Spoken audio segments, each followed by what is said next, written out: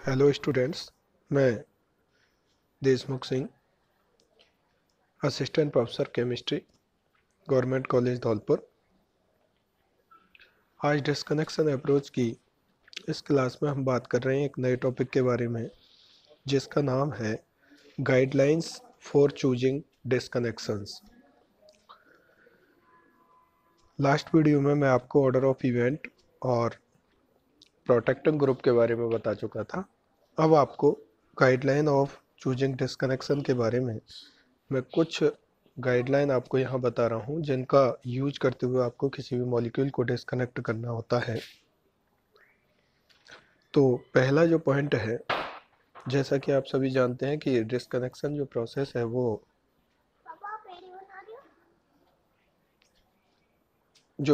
है वो किसी भी केमिकल रिएक्शन का रिवर्सल है, रिवर्सल पार्ट है। दैट मीन्स ये है disconnection must correspond to the reverse of real and workable reaction. इसका मतलब यह हुआ कि जब भी आप डिस्कनेक्ट कर रहे होते हैं तो पहली गाइडलाइन ये कहती है कि वो डिस्कनेक्शन कोई रियल और वर्केबल रिएक्शन के थ्रू होना चाहिए। दैट मीन्स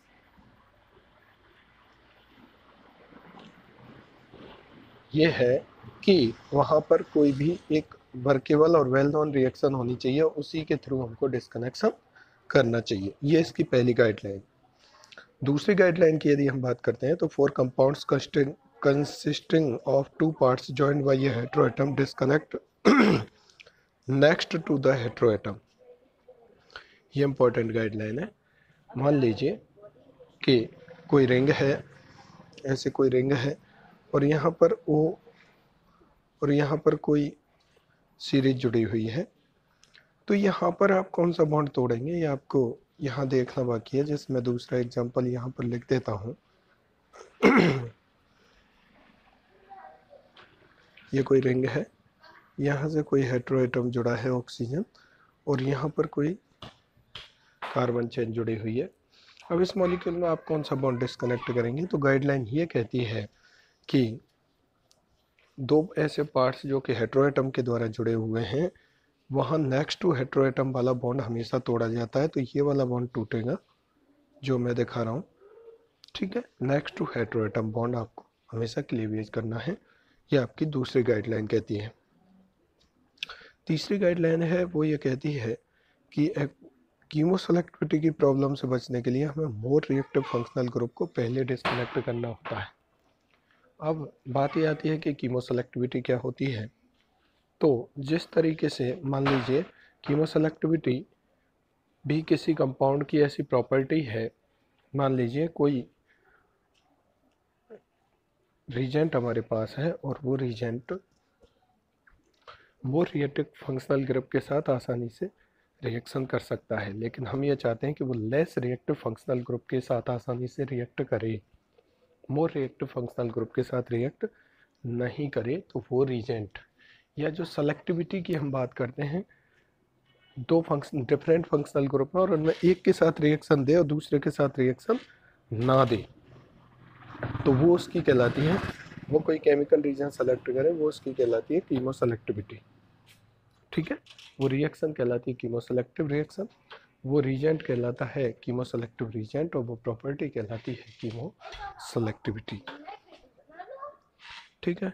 नेक्स्ट हम बात करते हैं कीमोसेलेक्टिविटी प्रॉब्लम से बचने के लिए हमें क्या करना होगा। मोर रिएक्टिव जो फंक्शनल ग्रुप है उसको पहले डिस्कनेक्ट करना होता है। अगली गाइडलाइन की बात करें तो disconnect all groups in that method and target molecule that order of events should be followed. ये मैं आपको डिस्कस कर चुका हूँ कि ऑर्डर ऑफ इवेंट में हमें किन किन पॉइंट को फॉलो करना होता है। 5 पॉइंट जिनको हमें फॉलो करना होता है जब हम किसी भी मॉलिक्यूल टारगेट मॉलिक्यूल का सिंथेसिस लिख रहे होते हैं। तो एक्टिवेटिंग ग्रुप को हमें शुरू में ही ऐड कर देना चाहिए, डीएक्टिवेटिंग ग्रुप को हमें बाद में ऐड कर देना चाहिए। तो ऑर्डर ऑफ इवेंट करेक्ट होना चाहिए। इसको मैं वीडियो के द्वारा आपको एक्सप्लेन कर चुका हूँ। बाकी जो भी गाइडलाइन है उनको फॉलो किया जाना चाहिए जो ऑर्डर ऑफ इवेंट में है, इसलिए वो इससे रिलेटेड आप मेरा ऑर्डर ऑफ इवेंट का वीडियो देख सकते हैं। डिस्कनेक्ट अगली गाइडलाइन है disconnect first the most electron withdrawing substituent because it is a deactivating group. That means यदि आप डिस्कनेक्शन कर रहे हो तो इलेक्ट्रॉन विड्रॉइंग सब्स्टिट्यूटेंट को क्या करें, पहले डिस्कनेक्ट करें। क्यों? क्योंकि जब आप पहले डिस्कनेक्ट इलेक्ट्रॉन विड्रॉइंग को करेंगे तो ये सिंथेसिस के कहाँ जाएगा, लास्ट में जाएगा। यदि आप बाद में डिस्कनेक्ट करेंगे इलेक्ट्रॉन विड्रॉइंग ग्रुप को, तो इलेक्ट्रॉन विड्रॉइंग ग्रुप को जब बाद में डिस्कनेक्ट करेंगे तो वो सिंथेसिस में पहले आएगा, और जब सिंथेसिस में पहले आएगा तो वो सही ऑर्डर ऑफ इवेंट को फॉलो नहीं करेगा। इसलिए जब भी आप किसी भी टारगेट मॉलिक्यूल का डिस्कनेक्शन कर रहे हैं और उसमें कोई इलेक्ट्रॉन विड्रॉइंग ग्रुप हो, तो चूँकि इलेक्ट्रॉन विड्रॉइंग ग्रुप एक डीएक्टिवेटिंग ग्रुप है, इसलिए उसको पहले जल्दी से जल्दी एज फास्ट एज पॉसिबल हमें डिस्कनेक्ट कर देना चाहिए। नेक्स्ट जो गाइडलाइन है, नेक्स्ट गाइडलाइन में हम बात कर रहे हैं यदि हमें FGI की नीड है during the synthesis, if FGI needed during the synthesis, it can alter the directing effect of the group. Therefore, other substituent may be added either before or after the FGI. इसका अर्थ क्या हुआ, यदि आप किसी भी target molecule का synthesis लिख रहे हैं, सिंथेसिस से पहले आपने उसको डिस्कनेक्ट करा लिया, सिंथोन बना लिए और उसके सिंथेटिक इक्विवेलेंट बना लिए, और आप उसका सिंथेसिस लिख रहे हैं, तो ये जो FGI है वो कभी कभी क्या करता है, डिफरेंट ग्रुप का जो डायरेक्टिंग इफेक्ट है, जैसे +R या +M या +I, उसको क्या कर सकता है, इफेक्ट कर सकता है। That means other substituent may be added either before और आफ्टर द FGI।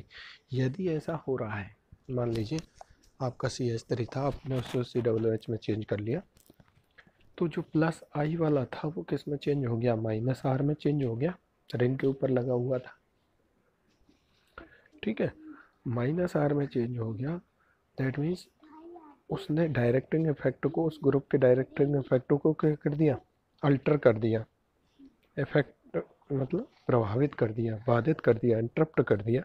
ऐसी कंडीशन में other substituent may be added either before और आफ्टर द FGI। इसका मतलब यह हुआ कि आप उसके बाद उसे उस ग्रुप में FGI के थ्रू कन्वर्ट कर सकते हैं, जिससे कि जो उसका डायरेक्टिव इफेक्ट था वो इफेक्ट इंटरप्ट ना हो। नेक्स्ट गाइडलाइन में यदि हम बात करें, for introducing two ortho para directing meta to each other, a dummy amino group is introduced and after setting up to required orientation it is removed by diazotization and reduction। ये बहुत important है, जो काम में आता है। आपको दो ortho para directing group meta to each other, a dummy amino group is introduced, ठीक है, मतलब आप डाइजोटाइजेशन रिएक्शन के थ्रू एक डमी एमिनो ग्रुप जोड़ सकते हो फंक्शनल ग्रुप एडिशन के through. For introducing two ortho para directing group meta to each other, ठीक है, other a dummy amino group is introduced and after setting up to required orientation it is removed by the, मतलब एक dummy amino group आप वहाँ जोड़ सकते हैं FGA के थ्रू, और जोड़ने के बाद उसको and after setting up to required orientation it is removed, किससे, डाइजोटाइजेशन से उसको और रिडक्शन से उसको दूर कर सकते हैं, ठीक है, N2Cl में कन्वर्ट करके N2 और उसको बाहर निकल के आप क्या कर सकते हो, और सेमिनो ग्रुप को हटा सकते हो, ठीक है। अगली गाइडलाइन की यदि हम बात करें, दो substituent which are difficult to introduce generally those group should not be disconnected.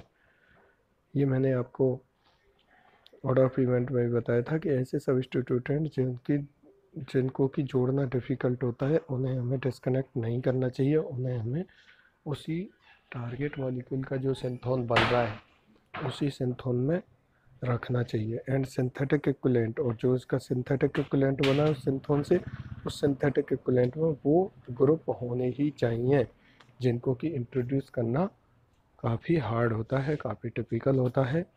ऐसे ग्रुप्स को हमें डिस्कनेक्ट करने से बचना चाहिए, और बचेंगे कैसे, हमें उसको डिस्कनेक्ट नहीं करना है, ऐसा सिंथेटिक इक्विवेलेंट हमको यूज़ में लेना है जिसमें वो ग्रुप प्रेजेंट हो। तो ये बात हुई कुछ गाइडलाइंस की जो मैंने यहाँ पर डिस्कस की। 8 लाख गाइडलाइन मैंने आपको डिस्कस की हैं। बची हुई 6 गाइडलाइन जो कि इम्पोर्टेंट है, एग्जाम्पल्स के द्वारा मैं अगले वीडियो में आपको एक्सप्लेन करूँगा। आई थिंक सो यहाँ तक ये क्लियर हुआ होगा। अभी ये केवल